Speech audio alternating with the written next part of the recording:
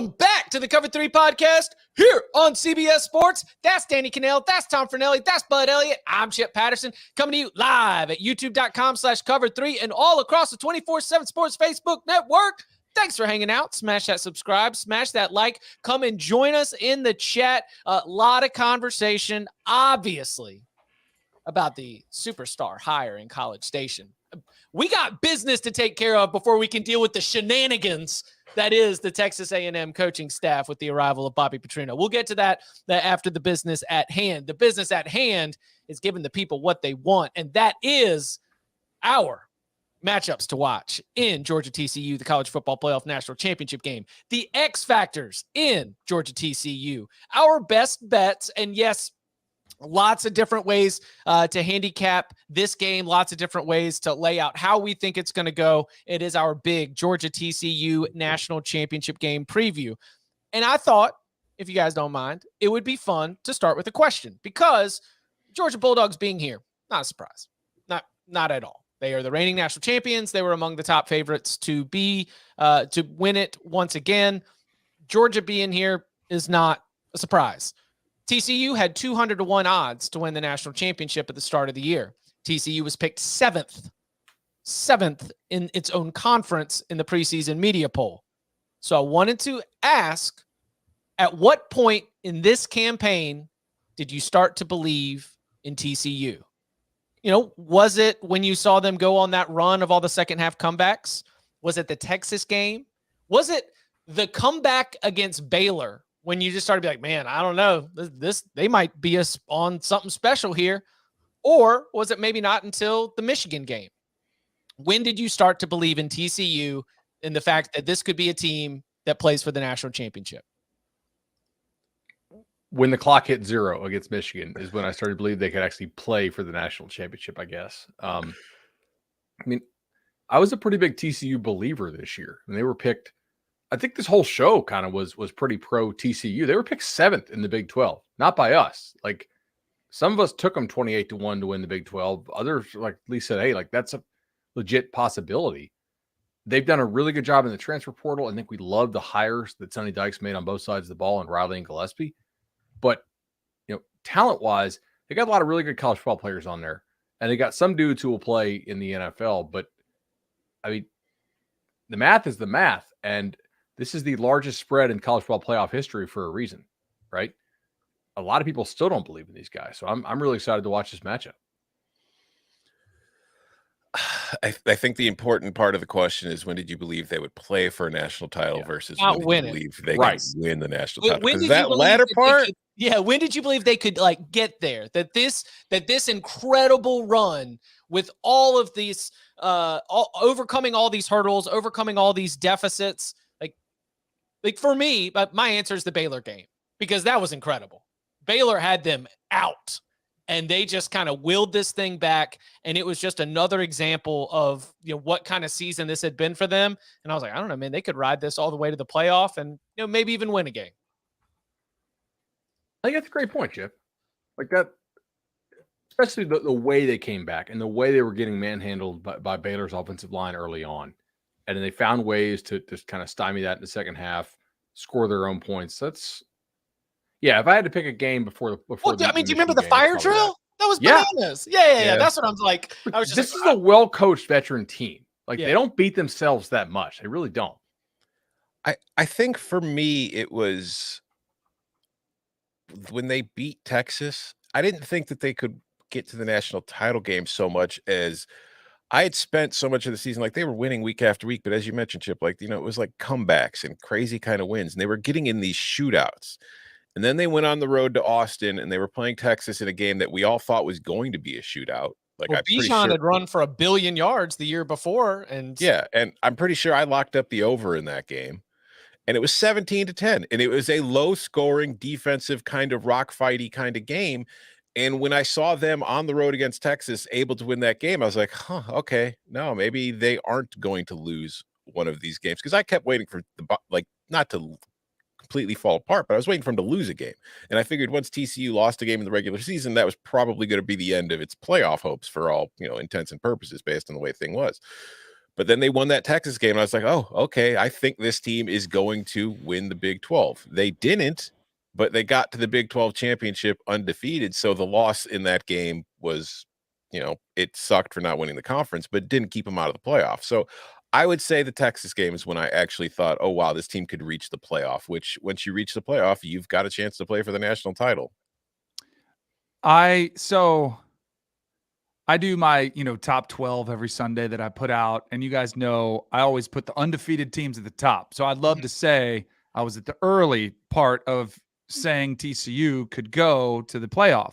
But even looking back, like if I got, pushback on Twitter, I'd be like, well, they'll just lose if they're not supposed to be in the playoff. So even as I was putting them, I had them at 5 October 16th. I had them at 3 early November, which was way higher than a lot of people had it. But at the time, you get clapbacks from some teams that I had them ahead of. And I'm like, well, if they're not that good, they'll lose.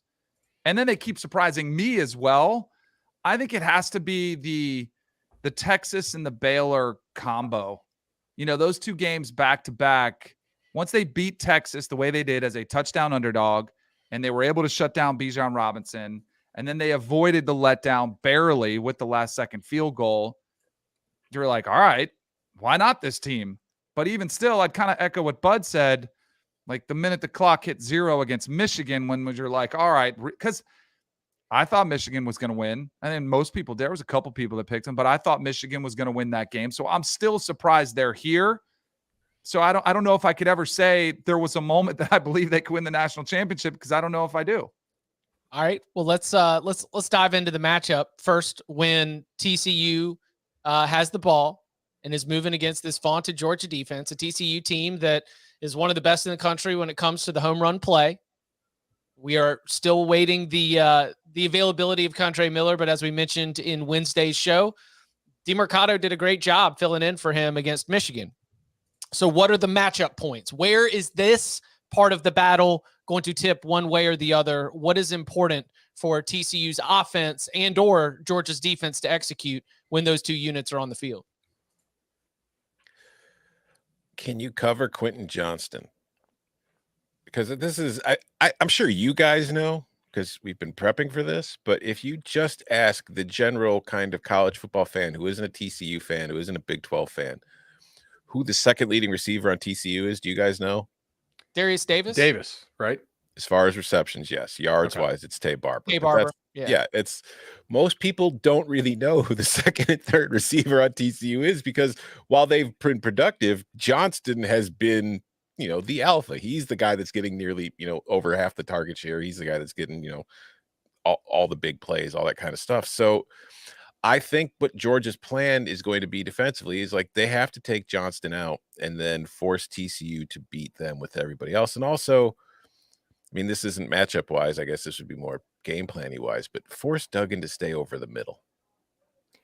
Agreed. So one of the things here, I actually like this matchup, I think, and maybe I'll live to regret what I'm about to say and get well actually and old takes exposed and whatnot.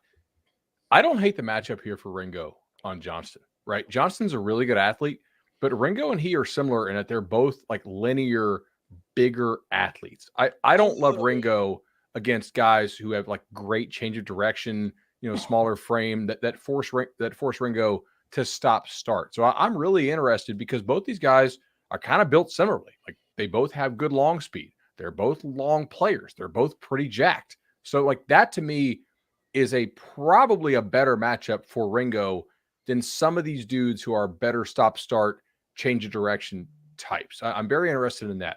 I do think it's a decent advantage for Georgia that Georgia got to see how TCU attacked Michigan, because Michigan is not a conventional Big 12 style defense, right? And they got them with some formation stuff in the run game. They got Michigan in the first half, at least I thought, tipping their rotations a little bit early, and so Duggan was able to ID that. So maybe, and we'll see how Georgia responds to tempo. But those would be some of my things to look for. Like, does Georgia stay in their looks longer? And can Georgia play the run on the way to the passer? I go back to what we talked about in the offseason when Kirby Smart did his Nike Coach of the Year talk. And he said, we used to think stop the run first. Now we think pass rush first. stop the run second, which if you still watch Georgia, I'm not even sure I buy that, but at least he said it, right? So can they focus on stopping TCU's pass and limit the run enough? And like for quick qualification, when you're talking about tipping the rotations, it is the adjustments that a defense makes right before the ball is snapped. Yeah, right. And that is one thing that you should be able to watch for, because Duggan was then able to make some adjustments. And when Bud's talking about staying in your looks longer, Georgia's going to wait till the very last second, and then you'll see some movement along those back sevens to deal with the coverage.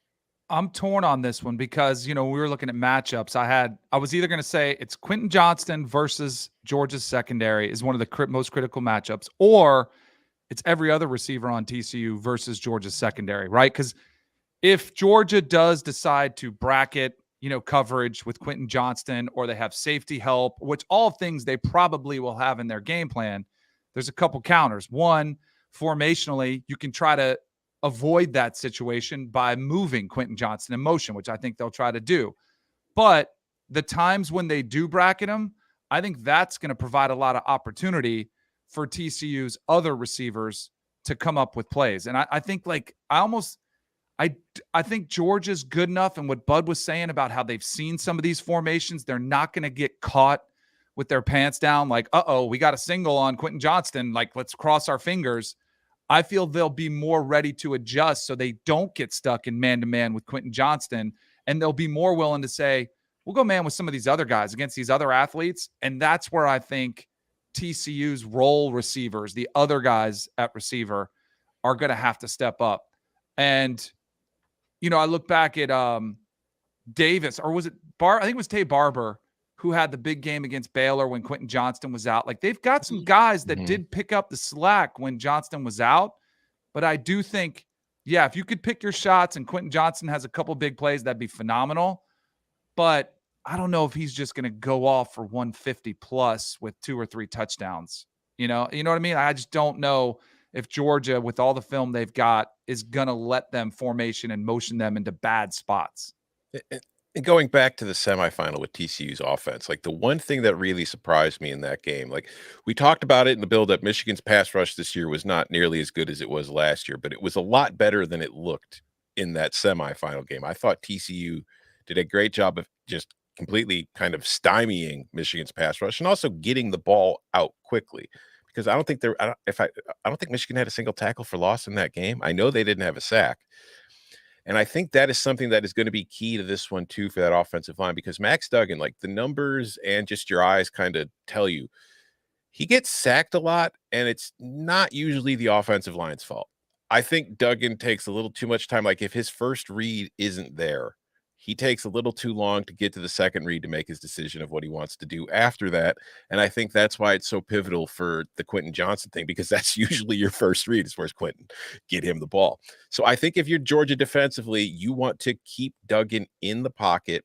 You want to take away the outside of the numbers, force him to stay with inside, and just kind of keep him hemmed in. Don't give him running lanes to escape. So it's weird, but you were mentioning how Georgia's Kirby says, we're more worried about stopping the pass, and then we'll take care of the run after it. I think you kind of have to do both here. I think you have to maintain your lanes in the center to keep Duggan from getting those escape routes, to keep plays alive, because he will hold on to the ball, and you can get to him if you do. So if you watch like what LSU did in the second half of the game against Georgia, and part of that was kind of garbage time-esque, and what Ohio State did a lot, they moved the pocket, like, not just like total boot action where you're going to the other side of the field, but they got CJ Stroud like off his initial like expected launching point. So they moved it a little bit. I think that messed with some of Georgia's angles when they decided to blitz. They also, they were in a lot of 7-man protections. Like, they're running a lot of 3-man routes. And they were finding open space because they were able to block Georgia. I think Georgia's a little bit concerned about some of the, like, obviously, Harrison. Once he went down, they were able to kind of play bracket on Ibuka and put Ringo some on Johnson, and he handled Johnson really kind of with ease. I'm kind of curious, like, how much TCU moves the pocket here, and if, like, how much does Georgia actually want to blitz? Because Georgia's edge pass rush this year is not particularly good compared to normal Georgia standards. Interior-wise, you got to handle Jalen Carter. Ohio State did that well, in part because Ohio State has 2 tackles that will be playing in the NFL next year, and probably pretty damn high picks. So they did not need, like, I think Ohio State said, hey, Double team them on the interior. Right. Mhm. We spit on these Georgia edge rushers. Not concerned. We're going to put our resources on the inside. Can TCU's tackles hold up against Georgia's edge rush? Because if Georgia's getting edge pressure, you're pretty much toast. Because Jalen Carter will eventually get his if you can't put a lot of manpower on him. One thing that Georgia, that to my lightly trained, unskilled eye, they swarm to the ball and they bring bodies down to the ground. They are just like such a good tackling team. And so that's why I just go back to the Michigan game and how poor Michigan was bringing bodies to the ground and making plays in the open field. And I just think about this from the human perspective where Georgia, just be you, because Georgia doing the one of many things it's done very well all season, which is swarming to the ball and bringing bodies to the ground, is going to be so important against this offense where some of these skill players are one missed tackle away from a 60-yard gain or a touchdown. You know, of the 163 yards that Quentin Johnston had, 111 were after the catch. Yeah. Like, you have real, and like Darius Davis is an all-purpose everything. Guy, runs back, punts, kicks. Like if he's got the kind of breakaway speed that if you come soft and he's able to shed you off, then it's going to be a problem. Tay Barber, extremely athletic. So as I'm looking at it, it's a funny thing to try and consider the human aspect of Georgia, the reigning national champion, still undefeated. If they come in with any slight slip up in execution, like, it's going to be a problem. That is one of the paths for TCU to be able to really make this hairy. And so for me, when Georgia's defense is out there, I feel like if I'm a Georgia fan, I want to see what I've seen all year, because this is the last team that you can afford to be sloppy when it comes to bringing down these playmakers in the open field. All right, let's flip it to the other side. When Georgia's offense is out there, Stetson going up against the Horned Frogs. He threw an interception against Ohio State, obviously made up for it, throwing the game winner and playing well down the stretch for the Bulldogs. TCU's defense delivered 2 pick sixes, a 1-score win against Michigan. It is a TCU defense that we've detailed a lot here on the Cover 3 podcast. We have praised the coaching of Joe Gillespie, and we were concerned about how that group was going to look against Michigan's offensive line. TCU stopped the run. Like, TCU did a good job. They had that one run, the very first offensive snap of the game. Donovan Edwards breaks free, and you're like, okay, this is about to be a beat 'em Blowout down city. Yeah. But after you take out that run, rest of the game, TCU's defense did a really good job of against that offensive line that we've had high praise for. So how do you think TCU's defense is going to fare against another elite offensive line and against another like bruising, physically punishing, ruthlessly efficient offense in the Georgia Bulldogs? Is this where the game is won, by the way? Georgia offense versus TCU defense? Yeah. It's going to come down to how many stops TCU can get, because I do think TCU will be able to move the ball somewhat against this Georgia offense and be able to score, because I think offensively they're too good not to. But I don't know how many stops they're going to get, because, I mean, going back to the semi, there were 2 pick sixes, which are huge stops. It's more than stops. You get 14 points out of it. It was not a 14-point game. So if you take that away, Michigan kind of wins that game. So I just don't know, like, based on the run defense, you're right. They did do a tremendous job of stopping Michigan's rushing attack. If they can do that again against this Georgia team, I think they're going to win, because Stetson deserves far more credit than he gets, because he's become a much better player over time. He's improving, and he can beat you in the passing game. It's just, I don't think you could put it on Stetson and say, go out there and win a shootout and have him do it and expect him to do it every single time, because he is still somewhat limited. But defensively, when you look at this TCU team, you'd rather attack them on the ground than in the air, because that's where they've been weaker, is against the run, particularly in the interior of their line. Like, they do a pretty, considering the weakness of a 3-3-5 defense is supposed to be, when teams go to 2 tight ends and just kind of getting them out of their gaps. On the outside, like outside the tackles, they actually do a pretty decent job of slowing you down in the run game. Inside, like between the guards in the center and the A gaps and the B gaps, they are not nearly as good. They were very good against Michigan, though. So that's going to be what's interesting to me. Can they plug those holes? Can they force Georgia to try to get to the outside and get them going sideways. It's just generally a good philosophy when it comes to stopping the run. Good and horizontal, not vertical. If Michigan had not, I guess you could say, wasted the first 20 minutes of that game trying to run more traditional stuff, and they'd gone to their shot plays earlier, I think we're probably talking Georgia Michigan in this ball game. Once Michigan was like, all right, McCarthy really can't read this stuff. We just need to try to just run shot plays. Ronnie Bell open, yes, just do whatever we can. Yeah. Roman Wilson, 40 yards down the field. That's one of the main problems when playing TCU is that they create so much confusion, both for your pass game and for your run game, because a lot of this college offense stuff, you're reading a lot of stuff pre-snap, and you try to against the 3-3-5, but there's so much movement post-snap that you really need to be decent at reading this stuff out post-snap, and a lot of guys don't do that well. McCarthy did that poorly in this game, and all right, well, our solution to this is just hard play action. We also hit the flea flicker play. Stetson is interesting here because he's not a great outside the hashes thrower, but he is a very good thrower of that sort of dig where he's got to lay it over the backer in front of the safety. He needs to ID where those safeties are going to be. I think this is really a game where getting AD Mitchell back and having Arian Smith back can help, because there's some guys on TCU's secondary that are pretty damn good. And there's some guys you can just flat out run by. And if Michigan can run by those guys on play action, Arian Smith was a state champ in the state of Florida in track. That is fast. And AD Mitchell ain't slow. I think that's where it really could help you here with the hard play action stuff. And I think if you're Georgia, let Stetson run around some, scramble all you want, throw some shot plays. That I think that's really kind of key, especially if Washington doesn't end up playing. And I like that you saw. I like for Georgia that you saw what TCU did to Michigan, because they run game wise are kind of similar. They run a lot of counter. Mm-hmm. They run a lot of puller stuff. TCU is chasing those pullers. You're seeing guys just flat out block the wrong guy. I think having 9 days and the Michigan tape should help Georgia some here.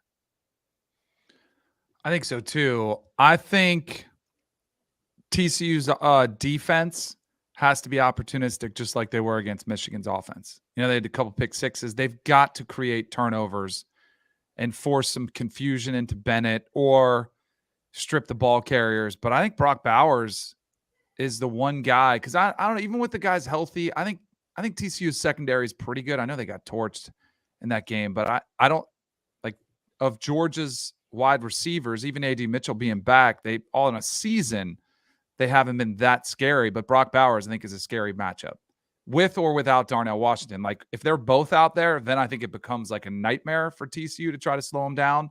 Without him, I still think it's a bad dream. You got to try to, and think about not only through the pass game, he's a run threat too, with how much they'll run the little inside handoffs to him, little speed sweeps, kind of him coming around. So I think Brock Bowers is the guy to watch out for in this game to see if TCU has an answer for him, because that's a position that's just tough. And when you look at TCU's defense, I don't know if there's a guy that you look at. It's going to really have to be a group effort. And I do think, Stetson Bennett, he's been really good all season long. He was great in the fourth quarter, but he wasn't great the whole game. Had a couple tip balls. There's going to be some opportunities to create some turnovers. And I think TCU has to maximize them. And not only, either if they don't get a pick six, they've got to score off the turnovers when they get good field position. So that's another thing too, because it's one of those weird intangible things that it's hard to quantify. But you think back to last year's title game, Stetson really wasn't that great in that game either until late, the very end, until winning time. Right. Last week, he wasn't that great until winning time. This is a quarterback that we have seen in these huge games. Because if Georgia wins this and Bennett plays well over the last 2 years, he will have beaten 3 either Heisman winners or finalists in the college football playoff. It would be it was Bryce Young won last year, CJ Stroud last week, and Max Duggan this week. So he's kind of got that, the moxie kind of thing, the confidence. No, but seriously, he's got that kind of demeanor where when he's in that situation, he's been there. And it's interesting too, because Max Duggan and TCU this year have been in a whole lot of situations where late in games they have to come back and finish strong to win, and they're playing from behind. So, but they haven't done it with this much at stake yet, if that makes any sense. So it'll be strange to see. I think that's going to be a huge matchup. I mean, it's so overly cliched, but I do think it's going to come down the way this game I expect it to go, because I don't think this is going to be a blowout. I just think TCU is blowout proof at this point, even if it loses. Everything I've seen from that team all year, it's like, nah, nobody's blowing them out. I think it's going to come down to which quarterback plays the best in the fourth quarter. The only team that really was on the way to blowing them out was Kansas State before the quarterbacks got hurt, right? Mm-hmm. You know, I wonder how much. Will they take Stetson out?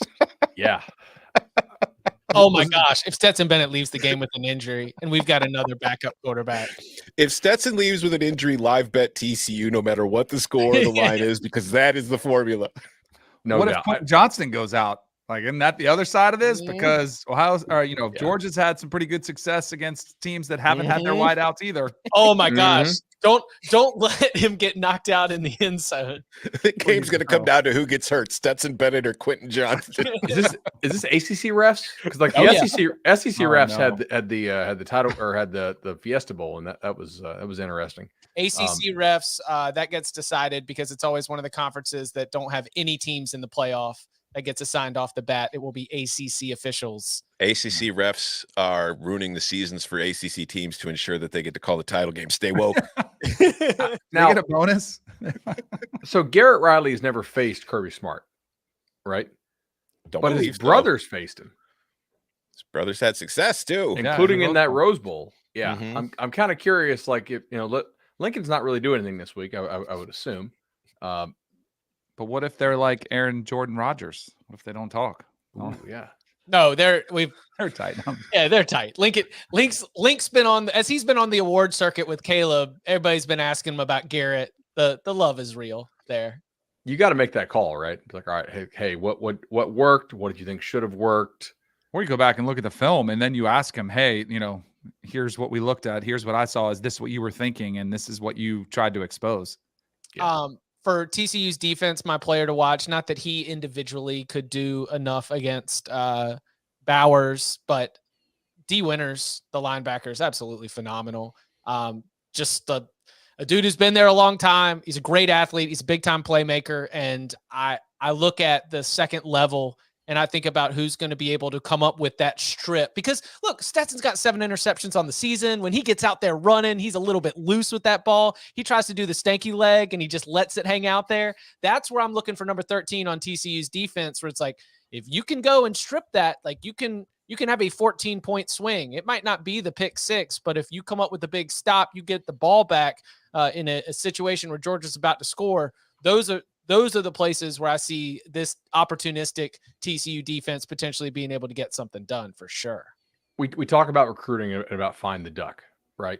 And like there are certain guys on TCU's defense who are legitimately like really good and would play at a Georgia, like the ULM kid they got, Newton. Travius Hodges Tomlinson, no doubt. Start. I think Bud Clark's pretty damn good. You can't tell me that Newton wouldn't start on Georgia's defense, right? But there are some guys in TCU secondary that Michigan just flat out ran by. Okay, like they ran by number 4, Obiazor. I hope I'm saying that right. I was watching there's no sound on the 22. They ran by Bradford. They ran by Perry. Those are the guys that Georgia's going to try to get their speed dudes singled up against. And if Michigan's guys can run by them, I'm damn sure Georgia's guys can too, if they can get them singled up. And then that's something that's like, it's not hard to ID the wide open guy, right? If you string it down the field. Yeah, like Bradford's somebody like, how when you look at stats, it's like passes defended, and you'll see like on all American teams, like defensive backs with a ton of passes defended get voted on at teams. But it's like there are 2 guys that break up a lot of passes. There are the guys that are just great, right? And you can't complete a pass on them. And then there are the dudes who are breaking up passes because they're getting targeted all the time. Bradford's got a ton of passes. Bradford to me falls into the latter cat. Not that he's a bad player. It's just in coverage compared to his teammates. That is somebody I feel like most teams are going to target over the other guys that they have available. Also, there were a lot. If Georgia could go with the PI offense here, this is a handsy secondary. Like they came up with the pick 6s, but they also got flagged for a lot of defensive pass interferences and holding penalties.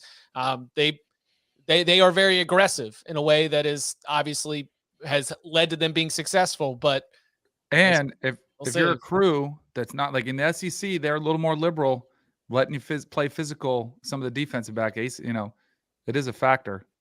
100%. Anything else for when we are looking at the Georgia offense against the TCU defense?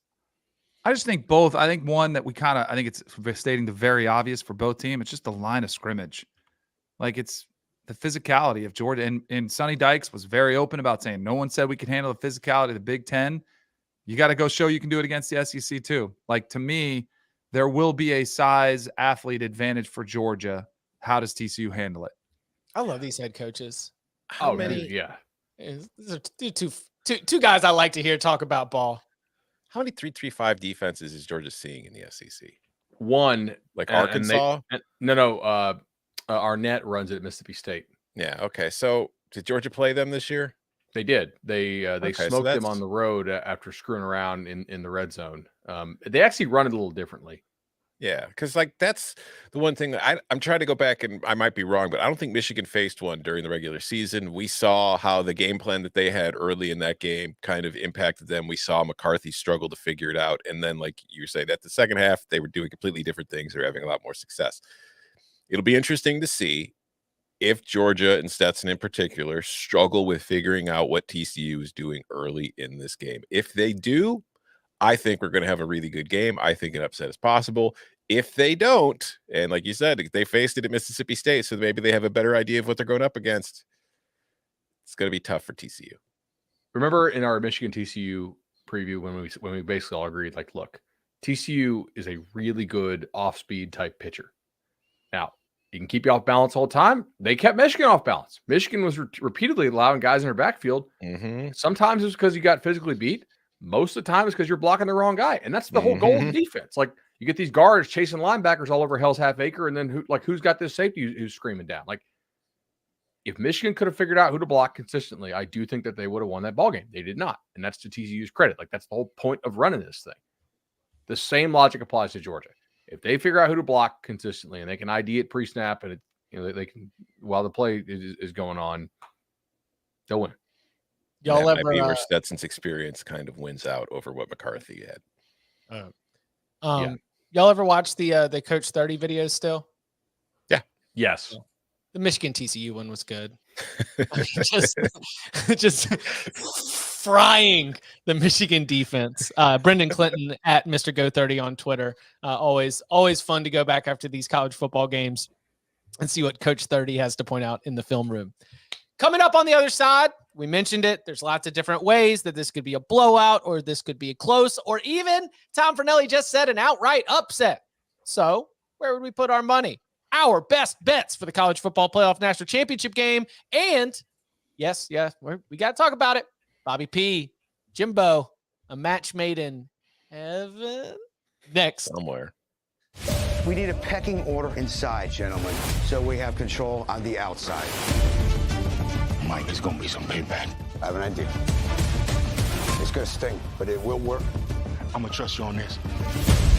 The inmates are running the asylum, and you're giving up the key. This war is what I'm trying to stop. If I say I'm going to do a thing, I think it's done.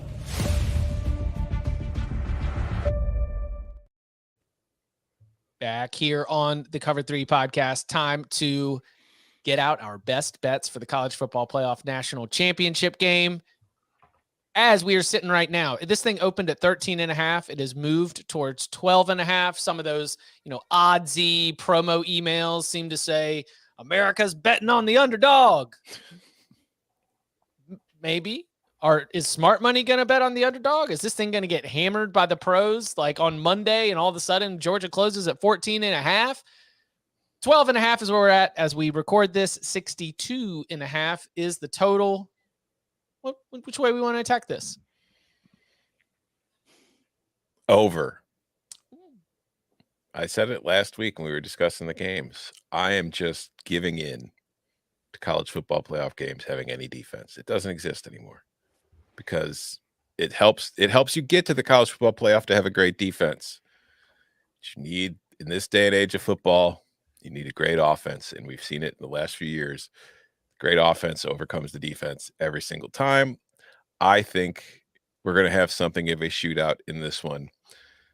And I think that as long as it's under 63, my favorite play is the over.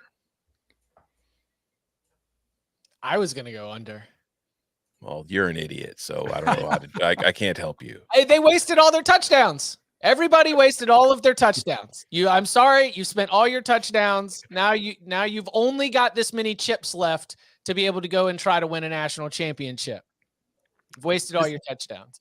This pod used to be known as a Georgia pod, right? Yes. Mhm. Lay 'em. Just lay 'em. Yeah.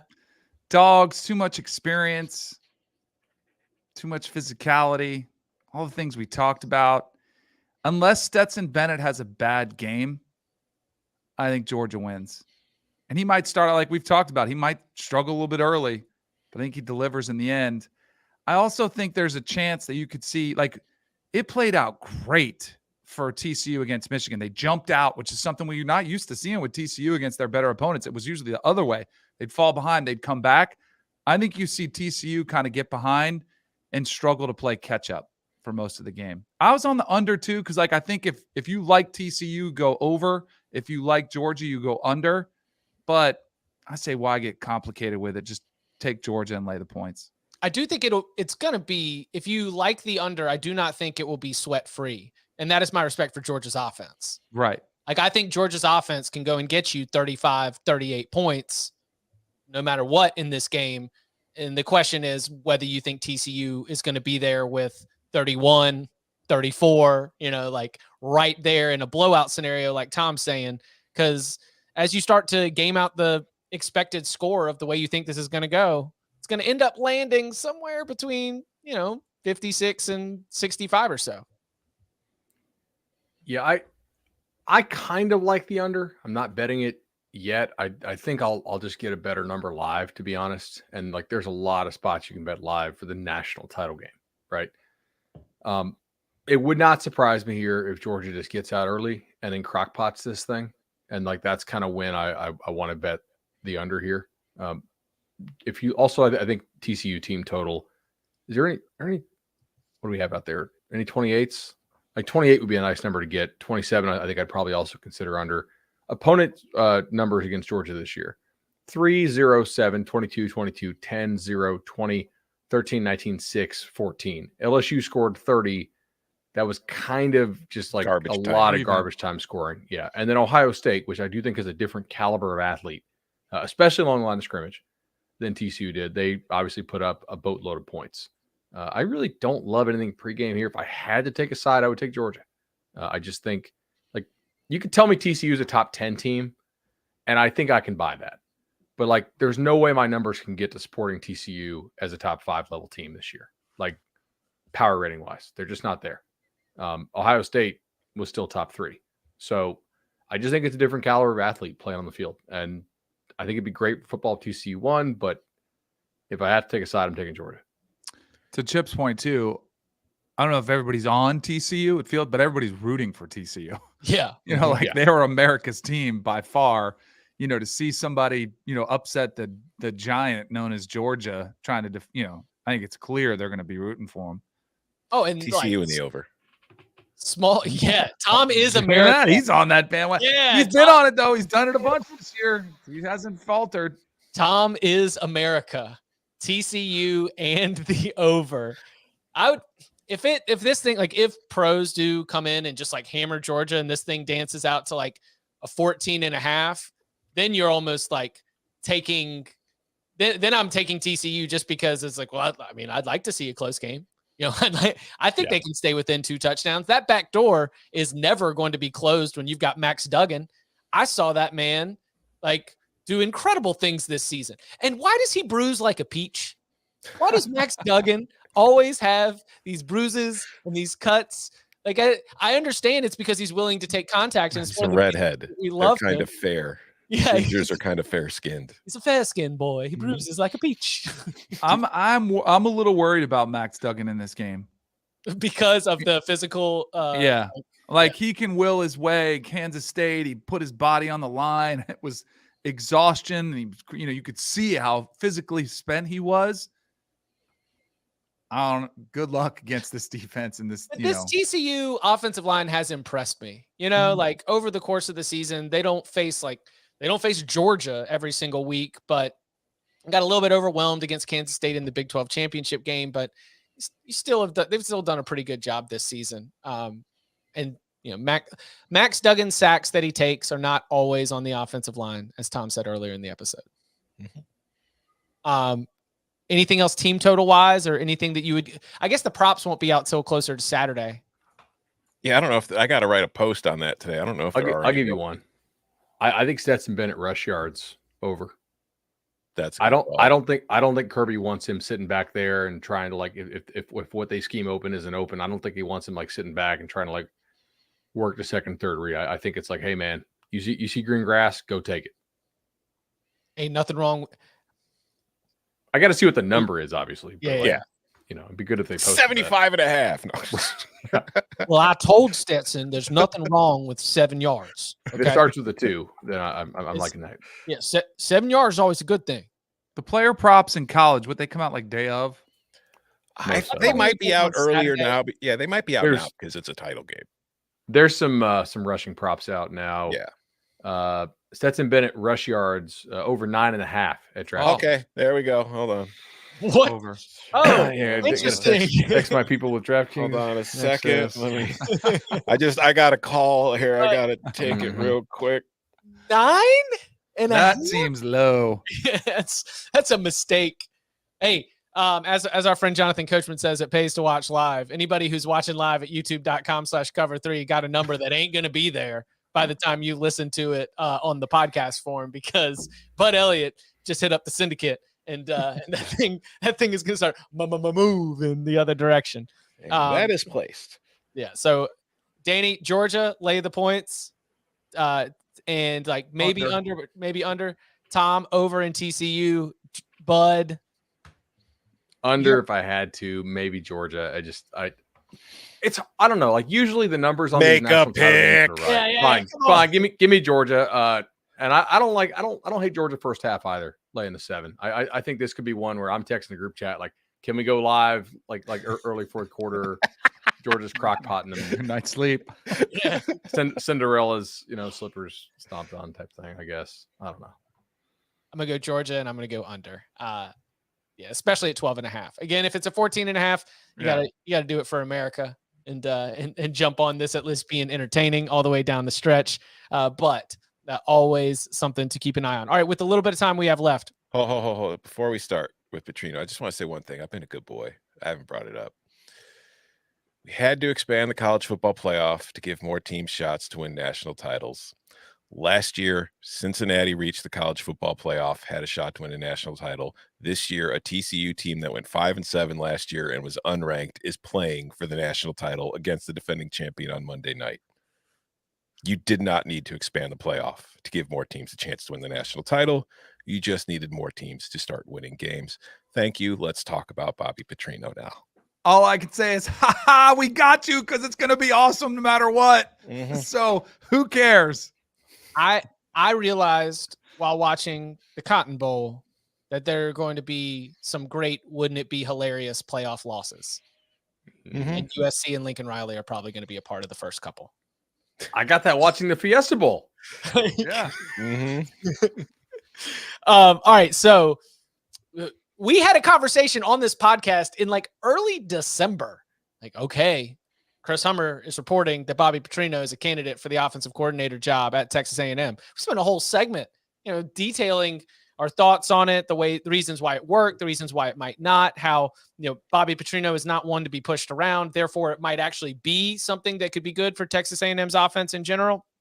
We discussed the makeup of that wild Texas A&M coaching staff, which, also includes Steve Addazio, DJ Durkin, James Coley. I mean, it's a bunch that they've got right there. And then all of a sudden he's the offensive coordinator at UNLV. So after about 3 stellar weeks at UNLV, Bobby Petrino, which again, on brand for Bobby Petrino, to accept a job and then 3 weeks later take a better job.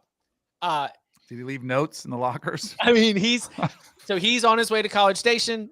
He will be the new offensive coordinator for Jimbo Fisher at Texas A&M. So it's actually happening, guys. Is this going to be a good thing for Texas A&M? I think it's all or nothing. I think it's all or nothing. I think this comes down to, and this is what I'm curious to know what you guys think, because this is my read of it. They met a month ago, had these talks, and money's not an issue, right? Texas A&M, we can pay whatever we want. So what do you think the hang-up was? Probably over control of the offense. And as Jimbo's going around surveying the landscape, he says, well, maybe there's a tug of war a little bit in that initial meeting. And they say, all right, you want to take UNLV? Go ahead. You take UNLV. And then as Jimbo keeps going through this process, either interviews or not good fits, and he's having the same issue, Jimbo's probably like, dang it, I'll just give him control. And that's where we are today. I mean, is that how you guys read it too? Because that's how I think it's played out behind the scenes. And if that's the case, if Jimbo is hands-off, figurehead, recruiter, media, game day decisions outside of the offense, I think it could be a home run. But I also think it could be a crazy combustible mix that could blow up and be an absolute disaster because of the two personalities. And if you throw in DJ Durkin, it's three pretty strong, hard-headed. And Adazio. Oh yeah, I forgot about that. Yeah, Yeah, like, Adazio's is the there a offensive strength line coach coach. open? Like maybe we can get one of these fired strength coaches to come in there. So Evan Stewart, 5-star wide receiver, stud, tweets, ... in the wake of the news. Maybe, I don't know, man. I'm not going to interpret the cryptic tweets of a 19, 20-year-old, but I hope he's on board because bringing in Petrino, you're hoping that he's got this superstar future NFL wide receiver talent that he could be able to scheme open in Texas A&M's offense. I think that schematically it's similar to what Jimbo runs enough to where Jimbo can tell himself hey, this is still my offense, if you will. And Petrino's a really good play caller. Obviously, if he's not in a sort of a supervisory role, that'll help quite a bit, I think. Maybe limit the interaction he has with players on the team and certainly with anybody from other sports. They have a football only facility, so you probably don't have to see people from volleyball. Look, this could also go really poorly, clearly, as Chip noted. But Petrino's a great play caller. I think it's also good because unlike the OCs that Jimbo has had there, I think Petrino will not take Jimbo's lip, right? Petrino has like millions of dollars. He's already been successful in many places. He will give Jimbo the middle finger if Jimbo tries to meddle with him. And I say meddle, I'm assuming that they're going to let Petrino call the plays. If you're Petrino, you don't come there. That to me is what the hang-up was, don't you think, Bud? Why maybe he didn't take it right away? Probably also Optics? Did the league office have to approve this one? Because I mean, there's some from an HR perspective, what went down in Arkansas makes him a tough hire. It just does, right? But at the same time, Auburn just hired Hugh Freeze. Yeah, correct. Thank you. Yeah, it's maybe the SEC. We can get maybe past that's those A&M's appeal. eventually. Yeah. Maybe they're hey, Greg, you let them hire Hugh Freeze. We can hire Bobby, right? I mean, just the variance bands on this are just so big. We don't know. I think it'll probably work out. I'll probably be the dummy that fires in a 50-1, Texas A&M national title future next year just because of talent and Bud's going to show up in one of those 12th man out overalls that they wear. I'll burn it in week 1. Yell leader, Bud Elliott. Yes, 2023 storylines. Right? Or how, am I doing it right? Yeah. Tom's got the yeah. I am all right. So this is again reckless, but does Jimbo want to get fired? I mean, or at least he is approaching. So this is an office space situation. He is at least approaching the staff building process from a perspective of someone who believes they are untouchable or is just actively tanking, right? Mm-hmm. Or this just is making him laugh. Or he and Petrino are closer friends than I realized. I didn't think that they were buddies. I don't always have them circled, but after seeing Jimbo go for Saban's throat last May, I don't think that I know Jimbo, exactly sort of what circles he's running in. But he seems to believe or has to think that these moves cannot be criticized because of an $86 million buyout. I don't know. Okay, who gave him that listen. buyout? Because that's the guy who's the most nervous, I think. Ross Bjork. Like, if you're Ross Bjork, like, okay, this staff has Steve Adazio, DJ Durkin, now Bobby Petrino. I don't think you can really put Jimbo in the same category. Like, they haven't had the whole scandal thing going on. So, I mean, this got to make you nervous to have this many potential liabilities in your under your employee. Also, you gave Jimbo the huge contract extension after a COVID year, and you're basically like, the results are real. They're going to continue. And then now the evidence looks like they're not. I think West Virginia might open though next year. Probably will, right? Country Roads take you home. I think everybody that knows college football has had the exact same reaction that we have. Like, oh, how are they going to get along? Yeah. You know, like that's all. I think that's what it's all about. Like, if they can get along, check the egos at the door, figure out a structure of communication that works, it could be phenomenal. But like, if there's a season that falters like this season, this thing is going to go off the rails. There's going to be screaming matches on the side. I mean, Jimbo wasn't afraid to scream at Jameis and grab. Like, I don't know where Petrino is going to be on the sideline or in the booth. I hope he's in the booth so that you don't have the optics. But there could be some yelling matches. But if they're strong enough egos where they're like, hey, that's just game day atmosphere, and put it aside, could be great. I mean, he's a great offensive mind. Just envisioning the guy on the sideline whose job it is to hold up the play cards, like with all the pictures on it. And Jimbo and Bobby are both tugging at each of his arms, trying to get him to hold up the card he wants him to hold up. Congratulations on the SEC Network. Congratulations, Texas A&M. You have almost half of the ACC Atlantic on your coaching.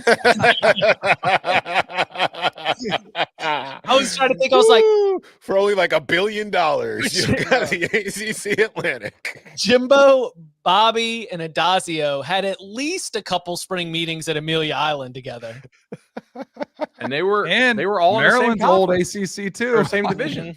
Yeah, they were all in the same division. Yeah. Mm-hmm. Wait, they all played each other every year. No, Durkin was not at Maryland when they were in the ACC, right? Yeah, he was not. They were an ACC. That was my because their last ACC year was 13.